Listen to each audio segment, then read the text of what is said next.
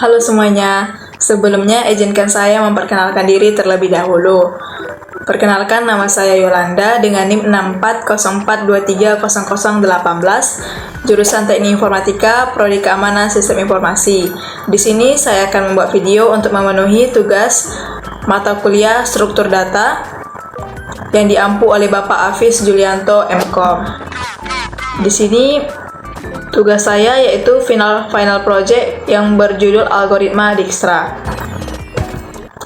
Pokok materi yang akan saya paparkan yaitu yang pertama ada definisi, yang kedua langkah kerja, yang ketiga cara penghitungan secara manual, yang keempat ada program. Yang pertama yang saya akan paparkan yaitu mengenai definisi dari algoritma Dijkstra. Algoritma Dijkstra adalah algoritma yang digunakan untuk menemukan jalur terpendek dari satu simpul atau node ke semua simpul lainnya dalam sebuah graf berarah dengan bobot positif. Algoritma Dijkstra bekerja dengan menggunakan prinsip greedy atau yang biasa disebut dengan serakah. Pada setiap langkah, algoritma ini memilih simpul dengan jarak terpendek yang belum diproses dan memperbarui jarak ke simpul-simpul tetangganya jika jarak baru yang ditemukan lebih pendek dari jarak sebelumnya. Contoh penggunaan algoritma Dijkstra ini biasa digunakan contohnya pada maps GPS yang untuk menentukan jarak terdekat ataupun jarak terpendek. Yang kedua, saya akan memaparkan langkah kerja dari algoritma Dijkstra. Yang pertama yaitu ada tentukan titik mana yang akan menjadi node awal, lalu beri bobot jarak pada node pertama ke node terdekat satu persatu. Dijkstra akan melakukan pengembangan pencarian dari satu titik ke titik lainnya dan ke titik selanjutnya tahap demi tahap. Yang kedua yaitu beri nilai bobot jarak untuk setiap titik ke titik lainnya, lalu atur nilai 0 pada node awal dan nilai tak hingga terhadap node lainnya yang belum terisi. Langkah yang ketiga ada atur semua node yang belum dilalui dan atur node awal sebagai node keberangkatannya.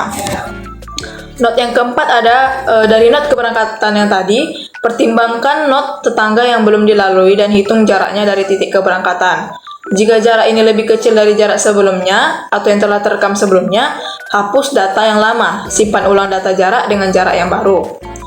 Yang kelima, saat kita selesai mempertimbangkan setiap jarak terhadap node tetangganya tadi, tandai node yang telah dilalui sebagai node dilewati.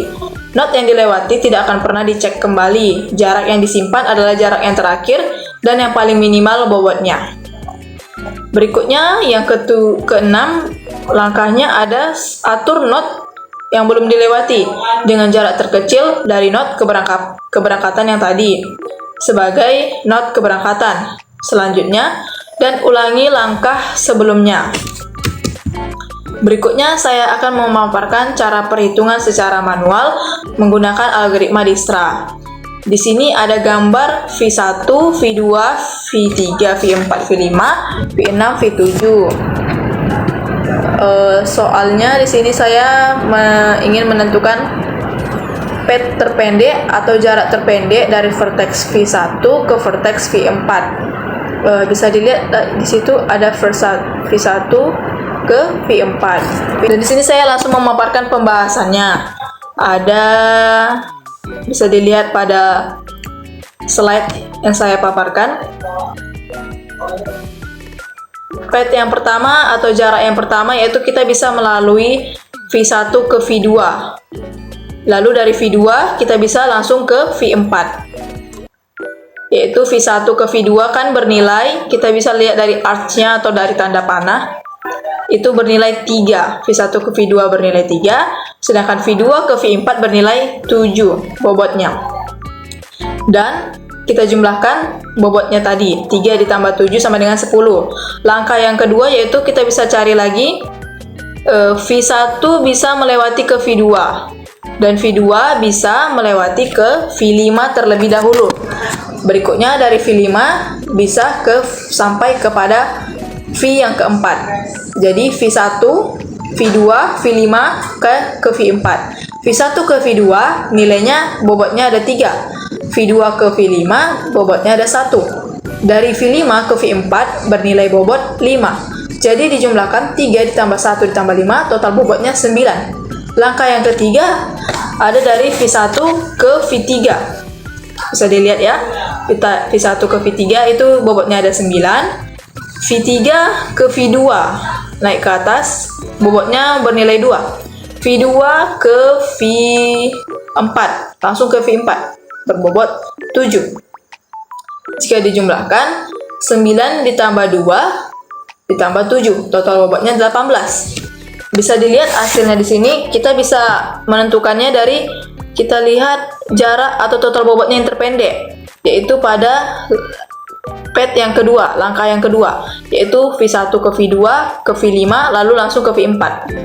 Jadi 3 tambah 1 tambah 5, 9. Itu adalah total bobot terpendek dari yang kita cari tadi.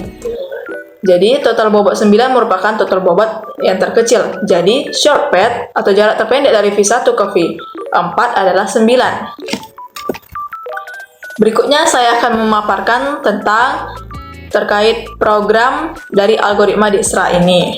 Bisa dilihat dari slide yang saya paparkan, yaitu ada langkah-langkah algoritma dari menentukan algoritma Dijkstra. Contoh penggunaannya pada algoritma bisa dilihat ya. Di sini keluar output jarak terpendek dari A ke semua node lainnya, yaitu A0, B1, C3, dan D4. Graf adalah representasi dari graf dalam bentuk diksionari, di mana setiap node memiliki diksionari tetangga beserta bobotnya. Fungsi Dijkstra menghitung jarak terpendek dari node start ke semua node lainnya. Priority queue digunakan untuk memilih node dengan jarak terpendek yang belum diproses. Berikutnya hasilnya adalah dictionary distances yang menunjukkan jarak terpendek dari node start ke semua node lainnya. Ini ada contoh kedua dari programnya, bisa dilihat ya. Outputnya di sini keluar, yaitu jarak terpendek dari A ke semua node lainnya, B sama dengan 1, A0, C3, E7, D4. Jalur yang ditanya itu A ke E. Jadi keluar outputnya jalur terpendek dari A ke E, A, B, C, D, E. Graf tadi merupakan juga kelas yang digunakan untuk mempresentasikan graf dengan metode untuk menambahkan node dan edge. Fungsi Dijkstra menghitung jarak terpendek dari node inisial ke semua node lainnya dan juga menyimpan jalur yang terpendek. Visit adalah dictionary yang menyimpan jarak terpendek dari inisial ke setiap node. Path adalah dictionary yang menyimpan informasi tentang jalur terpendek ke setiap node. Demikianlah pemaparan saya mengenai algoritma Dijkstra. Semoga pemaparan saya tadi dapat bermanfaat.